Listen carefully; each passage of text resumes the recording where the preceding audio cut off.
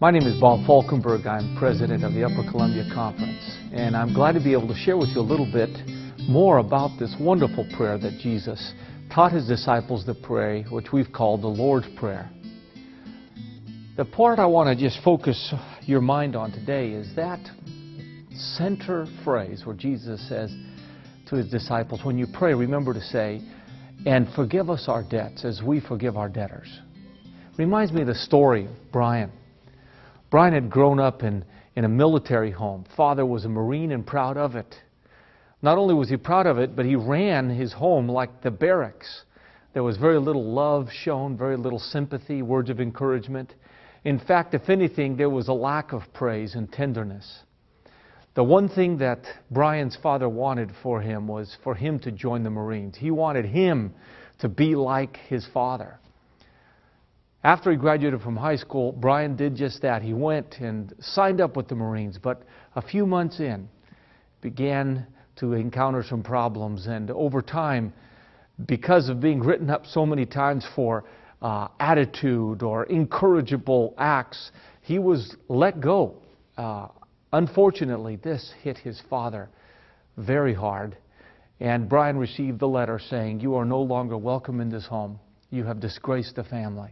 For years, not a word went between father and son until that sad day when Brian received a phone call from his mom saying that his father was dying in a hospital from a heart attack. Please come quickly.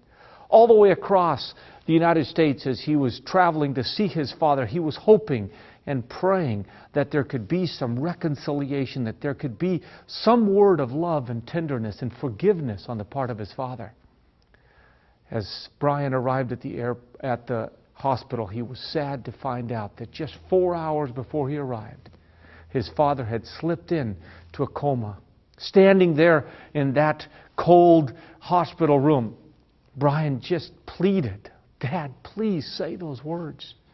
Tell me that you love me." Those words never came. A few hours later, his father had died. Can you sense the pain in that story? When I first read that story, I just felt sick. All that Brian wanted was to hear some words of love, some words of compassion and forgiveness on the part of his father. Words of reconciliation. How many families are experiencing that today? A hard spirit, a lack of forgiveness and acceptance.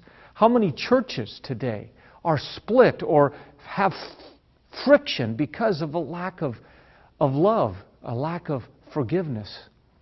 I would like to say that in this whole prayer of Jesus, that center verse is the most difficult to implement.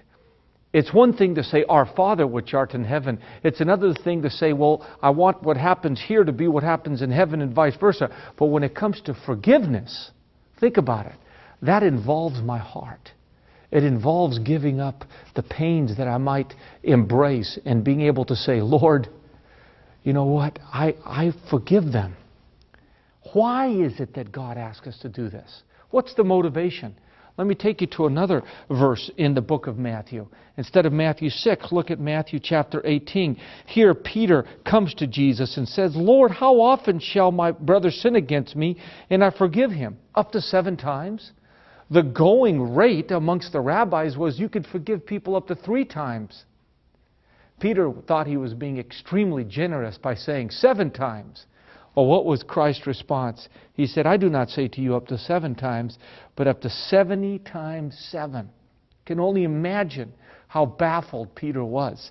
Then Jesus goes on to tell this brief parable. "Therefore the kingdom of heaven is like a certain king who wanted to settle accounts with his servants. And when he had begun to settle accounts, one was brought to him who owed him 10,000 talents. But as he was not able to pay, his master commanded that he be sold with his wife and his children and all that he had, and that payment be made." You remember the story? There's no way he could pay that. The story goes on to say, Jesus says that the master forgave him those 10,000 talents, but as the servant went out, and he found another one of his fellow servants who owed him 100 denarii. And he laid his hands on him and took him by the throat and said, "Pay me what you owe." Threw the poor fellow in prison. after he had been forgiven 10,000 talents. Hey, a little bit of joking here, really, a little humor, because in the time of Christ, the entire, you might say, taxes of Galilee and Perea in 4 BC didn't even amount to 10,000 talents. It was only 200 talents. Herod the Great's entire income was 900 talents, and here this man owed 10,000 talents. He was forgiven so much, but he could not forgive just a little, 100 days' wages. The reason that you and I are called to forgive others is because we have been forgiven so much. It's only when we gaze upon the love and grace of Christ that we have the motivation in turn to forgive others. My dear friend, fellow Christian, there's no reason that we cannot forgive. Just look at how much Jesus has forgiven us. Lord, please help us to forgive our debtors. Please help us to recognize how much you have forgiven us. And let us, therefore, turn around and forgive ourselves. Forgive others who have hurt us, offended us. Why? Because of the love you've shown us.